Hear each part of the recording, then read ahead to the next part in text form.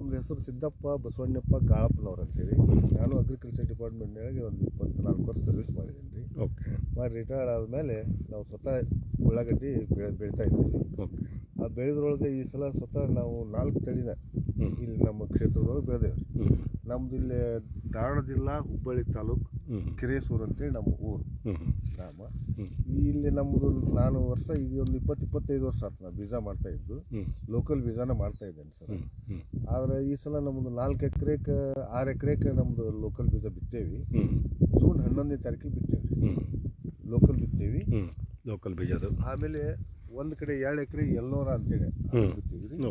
ನಮ್ಮ ಸರ್ ಶಿವಯ್ಯರು ರೈತ ಸ್ನೇಹಿ ಅಗ್ರೋ ಶಿವಯ್ಯನವರು ಅಂತೇಳಿ ನಮ್ಮ ಸ್ವಾಮಿಗಳ ಹತ್ರ ನಾವು ಲಾಸ್ಟ್ಗೆ ಅಂದ್ರೆ ಬೀಜ ಉಳ್ಳಾಗಡ್ಡಿ ಬೀಜ ಯಾವುದು ಒಳ್ಳೇದು ಬರುತ್ತೆ ಅಂತೇಳಿ ಸಂಪರ್ಕ ಮಾಡಿದಾಗ್ರಿ ನಮ್ಮ ಶಿವಯ್ಯ ಪುನಾರು ಇಲ್ಲ ಇದು ಬಿಂದು ಅಂತೇಳಿ ಬಿಂದು ಅಂತೇಳಿ ಭಾಳ ಚೆನ್ನಾಗಿ ಬರ್ತಾ ಇದು ವೈರ್ ಅಂತೇಳಿ ಹೇಳಿದ್ರಿ. ಆ ದೃಷ್ಟಿಯಿಂದ ಒಂದು 4 ಪ್ಯಾಕೆಟ್ ಅವರಿಂದ ತೊಗೊಂಬಂದು ನಾವು ಬಿತ್ತನೆ ಮಾಡಿದಾಗ ಈಗ ಅದ್ರದ್ದು ನಮ್ಮ ಲೋಕಲ್ ಒಂದು 3-4 ವೆರೈಟಿ ಏನು ಮಾಡಿದೇವಲ್ಲ ಸರ್, ಒಂದೇ ಫೀಲ್ಡ್ನೊಳಗೆ ಮಾಡಿದೇವ್ರಿ.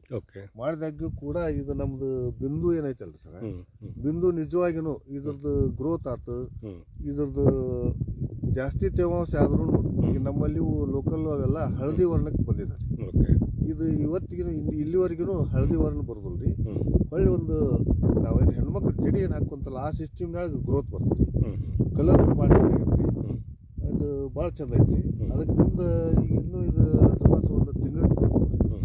ಅಲ್ಲಿವರೆಗೂ ಬೆಳವಣಿಗೆ ಭಾಳ ಚೆನ್ನಾಗಿದೆ. ಮುಂದೆ ನಿರೀಕ್ಷೆ ನಾವು ಮುಂದಿನ ದಿನಮಾನಕ್ಕೆ ಇದನ್ನು ಸ್ವಲ್ಪ ಬೀಜ ಮಾಡ್ಬೇಕು ಅನ್ನುವಂಥ ಉದ್ದೇಶ. ಸೊ ಇದು ರೋಗ ತಡೀತದಂತೀರಾ?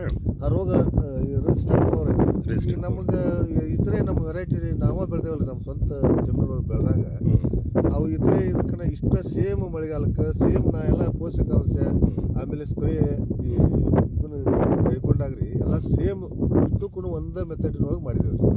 ಮಾಡಿದಾಗೂ ಕೂಡ ಇದು ರೆಸಿಸ್ಟೆಂಟ್ ಪವರ್ ಅನ್ನೋದು ತೋರಿಸತ್ತಿ. ಅವಕ್ಕೆ ಲೋಕಲ್ ವೆರೈಟಿಗೆ ಏನೈತಲ್ರಿ ಸ್ವಲ್ಪ ಮಜ್ಜಿಗೆ ರೋಗ, ಆಮೇಲೆ ಮೇಲೆ ಚುಟ್ಟು ಬೆಳಗಾಗೋದು, ತೇವಾಂಶ ಜಾಸ್ತಿ ಇದ್ದಲ್ಲಿ ಹಳದಿ ಆಗಿ ಸ್ವಲ್ಪ ಆಗಲೇ ಗಡ್ಡೆ ಬಂದಂಗನ ಆಗ್ಬಿಟ್ಟವ್ರಿ. ಇದು ಇವತ್ತಿನವರೆಗೂ ರೀ ನಮ್ಮ ಮಣ್ಕಾಲ್ವರೆಗೂ ಅಂದ್ರೆ 1.5 ಫೂಟಿನ ಲೆಕ್ಕಕ್ಕನ ಇನ್ನೂ ಭಾಳ ಒಂದು ಹಸಿರತ್ವ ಕಾಪಾಡ್ಕೊಂಡು ಐತ್ರಿ. ಇದ್ರದ್ದು ಒಂದು ಸಾಹೇಬ್ರು ಅವರು ಕಂಪ್ನಿಯವ್ರು ಹೇಳೋ ಪ್ರಕಾರ ಅಂತಂದ್ರೆ ಇದು ಕಂಪ್ಲೀಟ್ ಕಟಾವಿಗೆ ಬರೋ ಹಂತಕ್ಕೂ ಹಸಿರತ್ವನ ಕಾಪಾಡ್ತೈತಿ. ಮುಂದೆ ಅದು ಒಂದು ತೆನಿ ಹೊರಗೆ ಬರೋದಿಲ್ಲ. ಇತರೆ ಇದನ್ನು ನೋಡಿದಾಗ ತೆನಿ ಅಲ್ಲೊಂದು ಹೊರಗೆ ಬರ್ತದೆ ಇತರೆ ತಳಿಗೆ. ಈ ತಳಿ ಒಳಗೆ ಒಂದು ವೈಶಿಷ್ಟ್ಯ ಏನಂತಂದ್ರೆ ತೆನಿ ಬರೋದಿಲ್ಲ, ಮುಂದೆ ಹಸಿರತ್ವ ಸದತ್ ಕಾಪಾಡ್ಕೊಂತೈತಿ ಹಾರ್ವೆಸ್ಟಿಂಗ್ ಬರೋವರೆಗೂ ಅನ್ನುವಂಥ ಇದನ್ನ ಅವ್ರು ಹೇಳ್ತಾರೆ. ನಾವು ಅದನ್ನ ಈಗ ನಾವು ಇಲ್ಲಿ ನೋಡ್ತಾ ಇದ್ದೀರಾ? ಅದನ್ನ ನೋಡಕತ್ತೀವಿ. ಅದು ನಮ್ಮ ಕಣ್ಣು ಮುಂದೆ ಪ್ರಾತ್ಯಕ್ಷಿಕೆನೇ ಆದಾಗೈತೆ. Okay, very good. ಸೊ ನಮಸ್ತೆ ಶಿವಯ್ಯರೇ, ನೀವು ರೈತ ಸ್ನೇಹಿಯಿಂದ ಅವರಿಗೆ ಬೀಜ ಕೊಟ್ಟಿದ್ದೀರಾ. ಸೊ ನಿಮಗೆ ಈ ಫೀಲ್ಡಲ್ಲಿ ನೋಡ್ತಾ ಇದ್ದೀರಲ್ಲ, ನೀವು 4 ತಳಿಗಳು ಸಮೇತ ನೋಡಿದ್ರಿ ಈಗ. ಸೊ ನಿಮ್ಮ ಅಭಿಪ್ರಾಯ ಏನು ಹೇಳ್ತೀರಾ? ನಮ್ಮ ಅಭಿಪ್ರಾಯ ಅಂದರೆ ನಾವು ಕಳೆದ 25 ವರ್ಷದಿಂದ ಬೀಜ ಮಾರತ್ತೇವೆ ನಾವು ಬೇರೆ ಕಂಪ್ನಿವ.